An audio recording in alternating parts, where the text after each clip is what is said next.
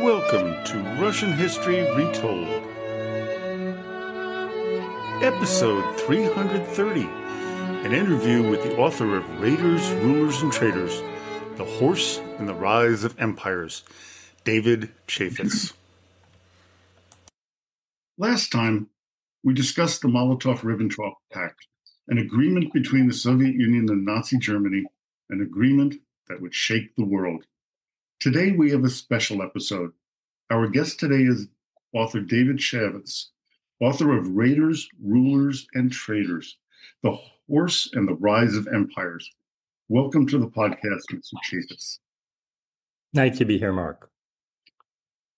I have to tell my listeners this book, which is coming out in July, is in paperback. In paperback is pretty phenomenal. As you know, we've interviewed a number of different authors in the past. Lucy Ward, who wrote The Empress and the English Doctor, Before Evil by Brandon Gauthier.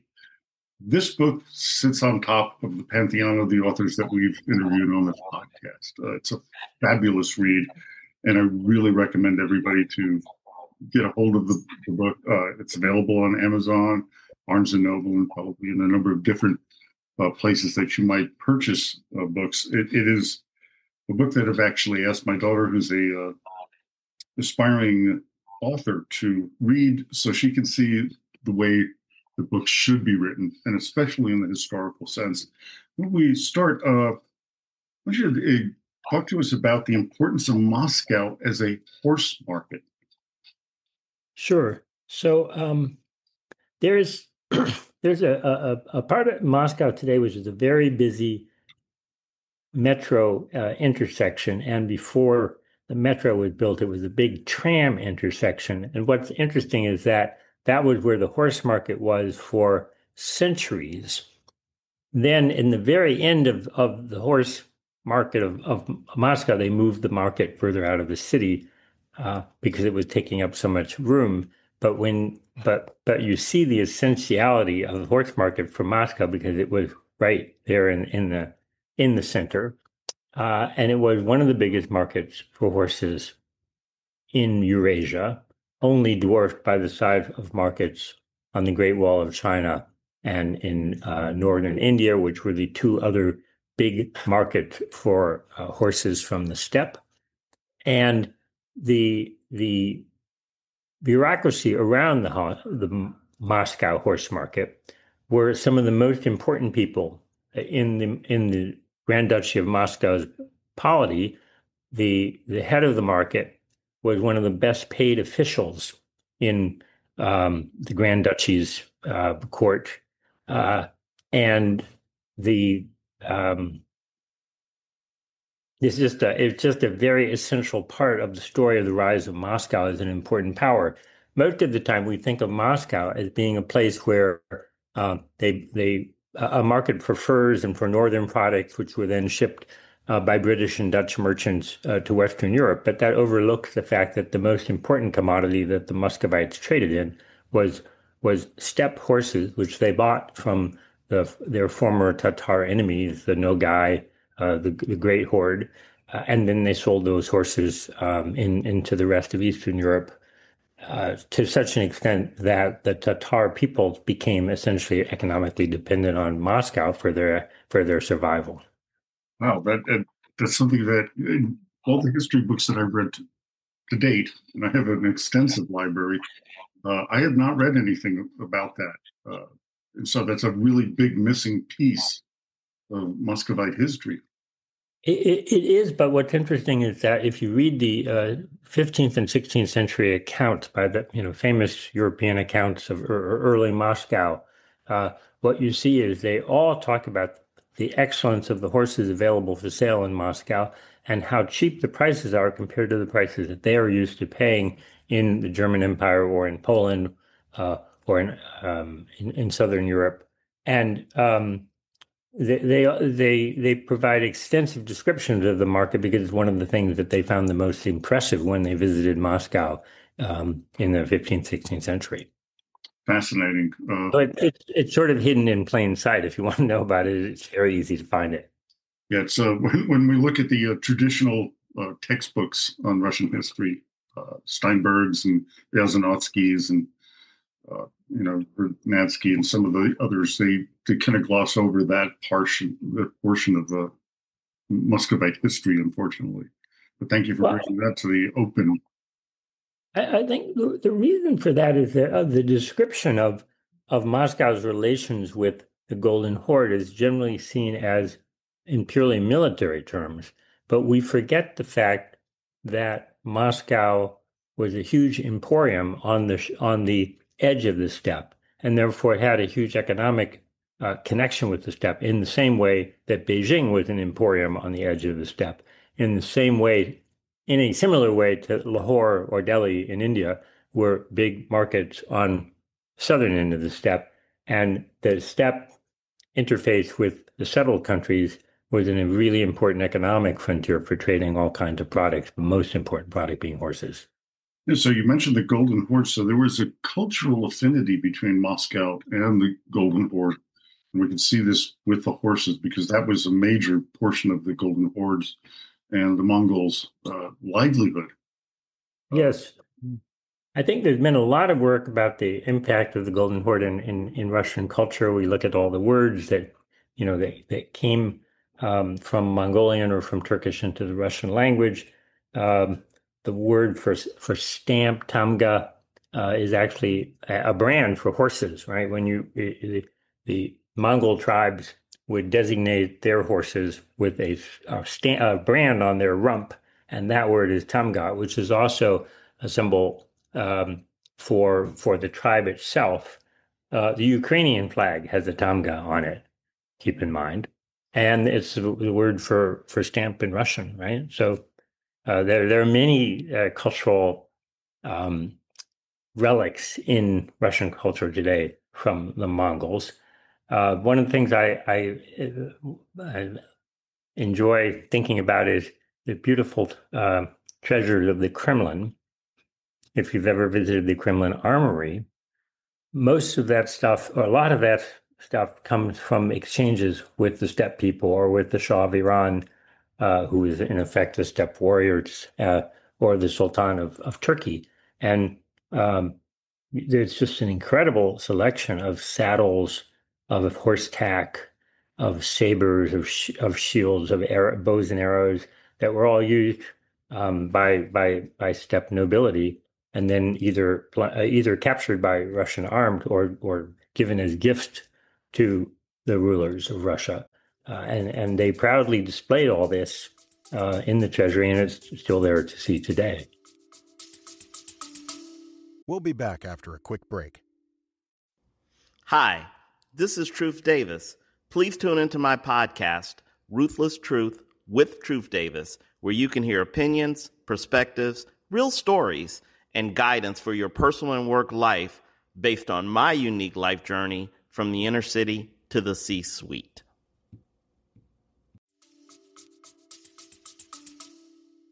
Fascinating. It's incredible about that. And I've talked in many episodes about the cultural impact of the Golden Horde and the Mongols on Russian behavior to this day.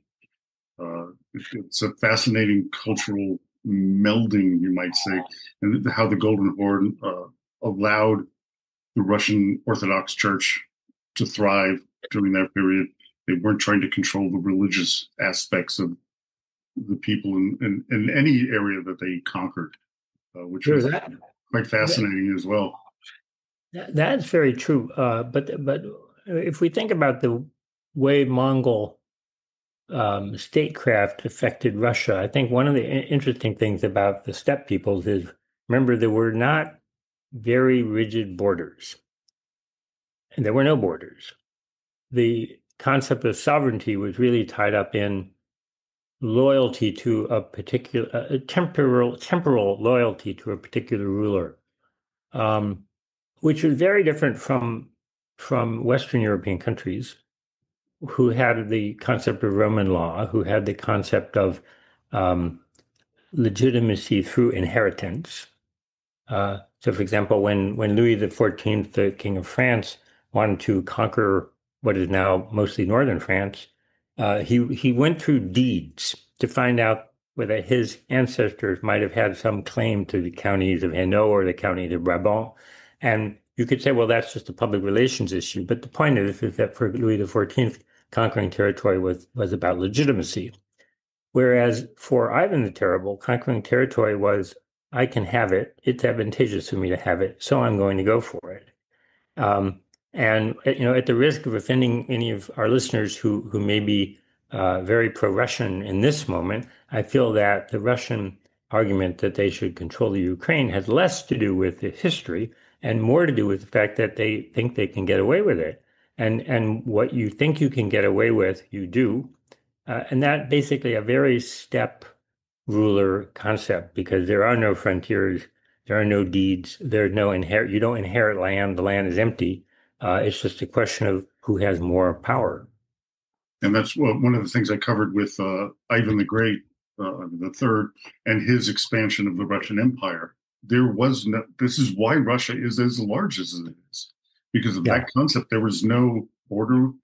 We just expand to where it naturally goes. We went into Alaska. We went as far, as we could until we found we couldn't control that area anymore. So they kind of brought themselves in a little bit. And this is something I've discussed with about the Ukrainian issue, is that they believe that this is just part of the Russian Empire. And where did they stop? Well, they had Poland, they had Lithuania, they had Finland, they had all these other countries. Why not now? That was part of theirs originally. Genghis Khan famously said, "We will go as far as our horses will take us, as far as our horses will run." And one of the Persian historians said that the Mongol Empire would go from sea to sea, and the horses would drink at the waters on the two coasts, from the islands of Japan to the Blue Sea, the White Sea, the Mediterranean. So there was this sense that because horses are extremely expansive critters and need a lot of space to thrive, anybody who had a horse-based empire would inevitably try to expand his boundaries as far as he could before anyone stopped them. And that indeed describes the expansion of the Russian Empire, both east and west, and south into the Caucasus, and into Central Asia, and even to the frontiers of Afghanistan. And you also talk about it in your book, where you talk about how they expanded their lines of invasion, where you would normally see the Europeans would go into columns straight into an area, but the horses needed lots of grazing land. So they would spread out into large, 10-mile, 20-mile wide, fronts. So that way they, multiple different fronts, which puzzled the Europeans, especially the Russians, when they were trying to, stop the Mongols from their invasion, is that they had such a broad front. They didn't know how to handle that, because that was not traditional Roman-style attack formations. It was so broad, they didn't know where it ended and how many were there really out there. Yeah, it's interesting you raised that. My research suggests that is a phenomenon that developed out of the Turco-Mongol traditions of hunting, where you hunt by creating a very wide circle around your prey, wide enough so that the prey cannot smell you, so they're not bothered by you. And then you kind of put the noose around them, and then you attack them. And of course, they run for what they perceive to be the hole in the noose, which means all of them run straight in one direction, and you can pick them all off. And the Turco-Mongols replicated this battle tactic continually. I think it's true that at the beginning, the Kievan the princes of the Rus, first of all, they didn't know how to effectively counter this tactic.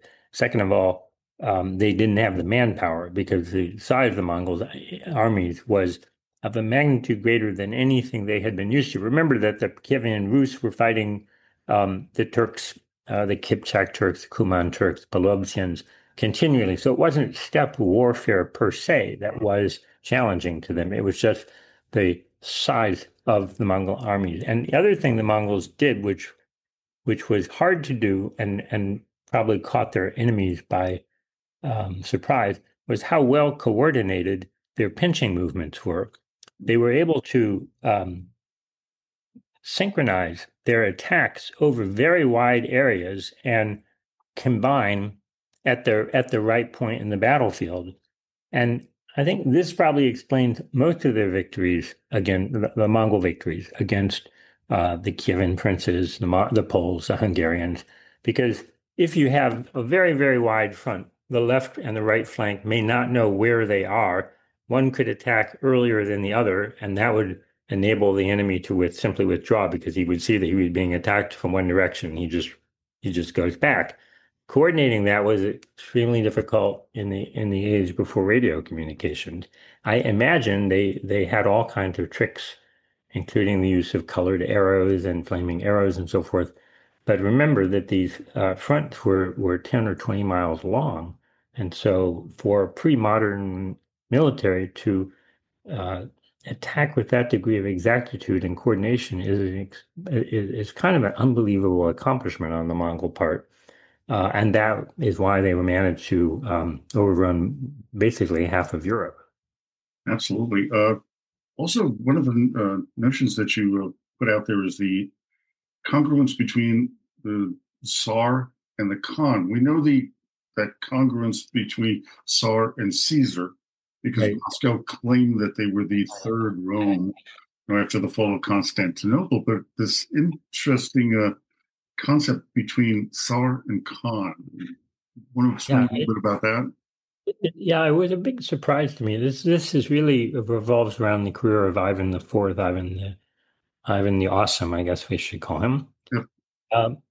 He was very deeply involved in diplomatic correspondence with the successor states of the Golden Horde, and he had them address him as the Great White Khan. So let's keep in mind that. And by the way, remember that in subsequent centuries, it was common for people in the Central Asia to refer to the Tsar or the Emperor as the Great White Tsar. But the Great White in this case doesn't have anything to do with the color of the Tsar's troops' uniforms or their relative paleness compared to the Tatars. But white is the cardinal direction west in Turco-Mongol cosmology. Black is the east, blue is the north, red is the south, white is the west. So when he calls himself the Great White Khan, he means the Great Khan of the West, just like, for example, Kublai Khan was the Great Khan, but he was the Khan of the East. So not only did Ivan IV insist on being called the Great Khan, but he also suggested to his diplomatic correspondents in among the Turco-Mongols that he was the descendant of Genghis Khan. Now, we should remember that descent from Genghis was very important for all, let's say, respectable lineages on the steppe. The people descended from Genghis Khan ruled in Central Asia, really down to the Russian Revolution in different places. The major Khans of the Cossacks, the Emir of Bokhara, and many other princes, Mongol Tartar princes in the Russian Empire had Genghisid blood, and were very proud of it. And even, of course, subsequently many Tatars who converted to Christianity and became members of the high Russian aristocracy, they also were very proud of having Genghisid blood. So it's not that surprising that Ivan the Terrible should claim this. We pretty much know it wasn't true. For him, it was probably not true. But it's very interesting that he claimed to be descended from Genghis Khan. And I think that suggests that for Ivan the Terrible, having legitimacy vis-a-vis other steppe lineages was very important. And that, was an argument for his power and for his legitimacy, which would not have made any difference to the Polish, to the Poles, to the Livonian, to the English, They would see that being descended from Genghis Khan just meant that you were kind of a troublemaker. Mm-hmm. He didn't emphasize that when he was talking to his interlocutors in the West, but when he was talking to diplomatic interlocutors in the East, he played that card big time. And in all the diplomatic correspondence, the word Tsar is interpreted as Khan, and vice versa, by the way. They also referred to many of the Khans in the Golden Horde polity as Tsars when they were talking about them in Russian. Interesting.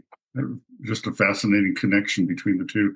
And so we also have a connection between the notions of Cossack, which I covered in a number of different episodes of the different types of Cossack groups and their allegiance to and non-allegiance to Russia, and also the Kazakh. Right. There's a connection, obvious connection with just even the sound of the two terms. Sure. Could you talk a little bit about that as well? So it turns out that the term Kazakh, Kazak, for example, is a very old term and had been used in different contexts in Turkish and in Persian and in Mongol histories for centuries before either the emergence of the Kazakh people or the Cossacks. And it basically means a brigand. But remember, from a European point of view, a brigand is a criminal. In the steppe, a brigand is simply a young man who seeks his fortune on the highway. And, this is the culture where wrestling horses, where kidnapping brides is considered to be a sign of new manhood. And it's not, we're not moralistic about these things. So it would be strange for a Western European group to call themselves brigands and think that was a good name, a good brand. But with the steppe heritage, being a brigand, being a freebooter, being a wild guy is something that a young man is supposed to do before he achieves a rank in society that gives him some reason for stability and leaving other people alone. So there are many Kazakhs in history. The first emperor of India, Babur, when he was chased out of Samarkand and flees eastward south into Kabul, Afghanistan, and then into India, he said, that was my period of being a Kazakh. Okay, so the term is very well defined. It first appears in Western sources. I think Polish historians start talking about the fact that there are these Kazakhs in what is now Western Ukraine, and they mean it exactly in terms of brigands. And there it was a little bit pejorative because from the Poles being Western Europeans in some sense looked at brigandage as a bad thing, not a noble pursuit. The Cossacks were indeed brigand and pretty wild, but they were Christians, whereas the Mongol Tatars had by that time become mostly Muslims. So the Polish state, the Polish-Lithuanian state, exploited the Orthodox Cossacks to eat away at the hegemony of the Golden Horde and to push the frontiers of Christendom further and further west. And the difference between, let's say, the Cossacks going east and creating more space for a Polish-Lithuania Commonwealth and the attacks of the Mongols is that when the Cossacks conquered a certain territory, they allowed peasant farmers to come and farm behind them. Whereas when the Mongols, the Golden Horde, invaded the territory, they simply submitted taxes, but they never settled it. So the difference between the two attacks is one of them created more permanent facts on the ground than the other. And so slowly the frontier of the wild steppe, the steppe which nobody owned, the steppe where there was cattle rustling and raiding and slave trading, slowly moved further and further east. Now, what the Tsars did then when they got the Cossacks to recognize them as overlords is they continually encouraged the Cossacks to go further and further east, which had the effect of extending the Russian Empire further And the Cossacks were happy because there was always in front of them this wild steppe where they could lead their self-organizing kind of freebooting way of life. And then how did this end? When there was no more additional room to for the Cossacks to expand and to have their own local autonomy, by the end of by the middle of the 18th century or early 18th century, what do you have? You have these ferocious Cossack revolts, Stenka Razin, in the time of Catherine Pugachev, in the time of Peter the now I'm getting confused. Pugachev, Peter the Great, Catherine, and Stenka Razin, Peter the Great, I think. Right. And you had Bolotnikov and some others that arose, yeah. So because they were essentially freebooters, brigands, really refusing any authority, when they ran out of space to expand, they began to revolt against the Tsar, the emperor's authority itself. And that led to their final transformation into basically a military caste, where they took orders from Moscow, and their way of life was really changed from the freedom that they had had in the 17th century to simply being a kind of military colonists in the 19th century. Yeah, so that leads us to the importance of cavalry as we move forward, their importance in the Russian Empire, and their role in World War One. A lot of people don't realize this. Since my father was in the German army in World War II, there was a heavy reliance on horses in World War II by the Germans. We think of the mechanized, the tanks, the jeeps, and things like that, but they really relied heavily on horses. But the Russian cavalry in World War One, they really relied on them to their dismay and their eventual defeat in the war, and their, after the revolution, of course. But how? Want to explain how that cavalry in the Russian Empire and it causing their defeat in World War One. Yeah. So I think that the issue is that cavalry and horsepower was incredibly important in Europe through the Second World War. The reason why it was not decisive in the First World War was primarily because of the way things evolved tactically. So in the Western Front, as we know, the front became a continuous line which eventually heavily fortified trenches very early in the war. And the cavalry units which were stationed behind the lines of trenches were not able to engage at all. So eventually they just sent the horses home, and they told the cavalrymen to get into the trenches. The Eastern Front definitely had much more strategic opportunities for cavalry to play a role. And of course, we got to remember that in the Polish-Russian War of 1920, cavalry was extremely important. Because there were no fixed lines of defense.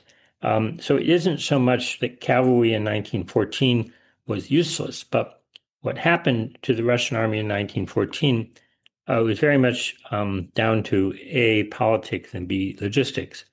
Russia committed to invade Germany right away when let's remember that Germany declared war on France. France told the Russians they had to mobilize. The Russians had to mobilize, and Germany then declared war on Russia. So now we have World War I. But the Russians knew very well that to get their armies assembled on the German border would take 6 months. And cavalry much longer than infantry. It would take several weeks to have an infantry division, let's say, that was based in central Russia or east or in the Caucasus, to get that division on a train and move it to the border with Germany would take several weeks.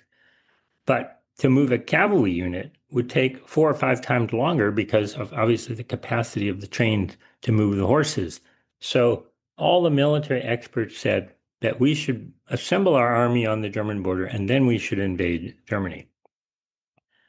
The politicians said we have to invade Germany immediately because we have to bail out the French, who are, after all, our allies. You told me earlier that your family was involved in building the Pont Alexandre III in Paris. And amazingly, this Russian-French alliance was emotionally very important to the Russians, and it meant everything to them. So they launched their available infantry units into Germany in August 1914. This is very well described in Alexander Solzhenitsyn's novel, August 1914. Mm-hmm. And they did it without cavalry, which would be today like launching an attack with no radars and no radio and no computer communication. They had no idea where the enemy was. There was no. They didn't have the screening of the Cossack cavalry to find out where the enemy was. They couldn't go far behind enemy line and cut telegraph lines and do kind of raiding, which is what the Cossacks were very good at. They simply marched in, and they were outmaneuvered by the Germans and beaten at the Battle of the Mazovian Lakes, which was a blow to Russian military prestige, from which it was very difficult for the regime subsequently to recover, even though Russian cavalry did score amazing victories over the Austrians, and they completely captured Galicia and fundamentally knocked Austria out of the war as an important force by the end of 1915. So cavalry was extremely important for the Russians, but not in the decisive opening phase of the war, simply because it wasn't available. And I want to contrast the way the Russians fought in 1914 with the way Genghis Khan fought, which is that Genghis Khan attacked when the horses were ready. Mm-hmm. He never went to war until all the horses were fattened up and assembled for his campaigns. Whereas the Russians tried to fight a war without really having the cavalry available to do it. It was a very sensitive political decision that turned out very badly for them. Then you mentioned the fact that in World War II, horses continued to be very important. The Germans lost 1.5 million horses in World War II, which, just as a number, it shows the extent of horsepower in the German army. But look at the American army. We didn't even use horses. The reason is that Germany was a second-rate or third-rate industrial power in the beginning of the 20th century. They were much less industrialized than the UK or the United States. And so they were obligated to use horses where they would have been better off using mechanized transportation. They simply didn't have the luxury to do it. Horses are much less good than trucks or tanks because they get sick.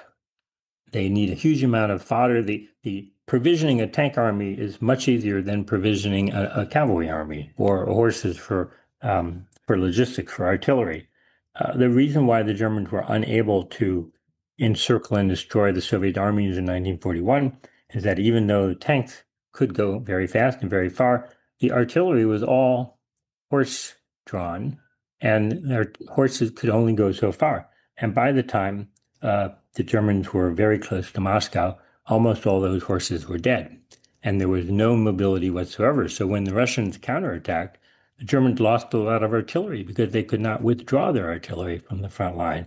So horses were as decisive in 1941 as they were in 1914, or indeed as they had been on European battlefields for centuries.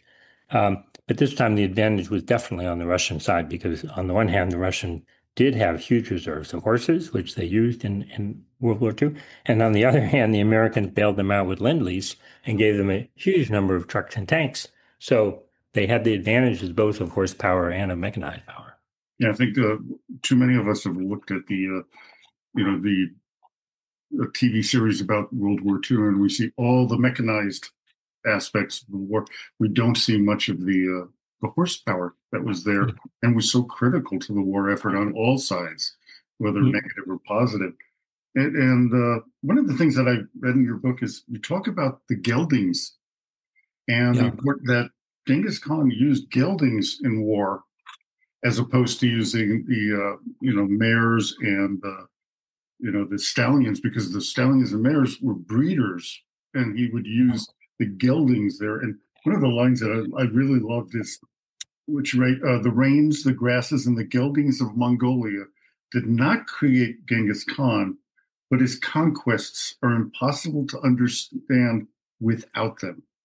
To me, that was really prophetic, that the horse was so important to the Mongol invasion, but it was the geldings. Some people may not know what a gelding is, but it's one that's been neutered. And a gelding is a male horse that's had his testicles removed. It's a very common practice for almost all domestic livestock, because if you've ever been around the male, if you've ever been wandering through a field and there's a bull, a full male bull, or a billy goat, male animals are extremely aggressive and very dangerous. So the cavalry of certain countries was composed entirely of stallions, and that makes that puts a huge burden of organization and of discipline on the troops, because they have to maintain these very high-strung, very violent, very powerful animals. It's not for the weak at heart, and it takes a lot of training to ride a stallion and to ride mini stallions in formation. The advantage of riding stallions is that if your military tactic consists of a cavalry charge, the stallions are bigger, stronger, and more aggressive, and they will bite and they will kick and they will rear up and they'll scare the hell out of the defending enemy. Mares are often used in warfare by some peoples, but generally not for cavalry charges. Perhaps I would say for transportation. So think about armies where people go to the battlefield on horses and then they dismount and then they fight on foot. So that you can use mares for that. The advantage of using geldings is that you can have a lot of them, because you can raise them very easily. They're much less difficult to raise and maintain, and they fall ill less often. They eat less food. They're sort of more battle resistant, but they're not as aggressive. Okay, so they're not that great for cavalry charges. But the Mongols didn't do cavalry charges, as we were saying earlier. The Mongols surrounded the enemy from all sides and then dispatched them with a rain of arrows. So the gelding is sort of like the Volkswagen bus, if I could say that. It gets you there. It's cheap. It's cheerful. It's low maintenance, and it corresponds to the Mongol way of life, where the horses are on a pasture free, and the gelding don't get into fights. They don't run off and try to form harems. Their sexuality is non-existent, and therefore they're very easy to herd.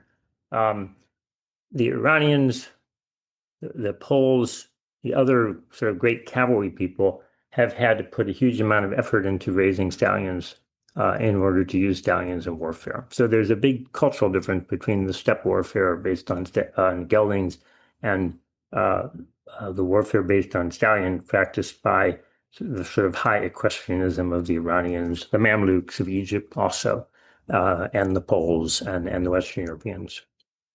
Well, this has been a fantastic and interesting and educating session here today in this episode, because I've learned so much, and this is one of the things that I really enjoy about doing this podcast is how much I've learned. I've done this. This is episode, I think, 326. Congratulations. For 14 years, and every episode we tend to learn something new. I'm going to be doing Operation Barbarossa coming up. I've already learned tons of it in writing the next episode. I'm going to look a little deeper into the effect of the horse in that invasion of Russia. So, I've already learned something about it today. So I want to thank you, David, for this. This has been awesome. I know my listeners are going to be really interested in this, and hopefully they will listen to me when I say you must buy his book.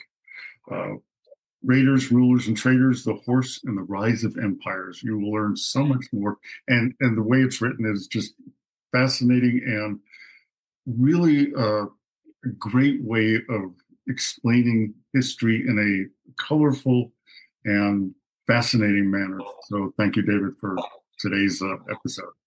Well, thank you, Mark, for hosting me. You bet. Well, I hope you enjoyed today's episode. Join me next time when we begin a multi-part series on the invasion of the Soviet Union by Nazi forces known as Operation Barbarossa. So, until next time, до свидания и спасибо за внимание.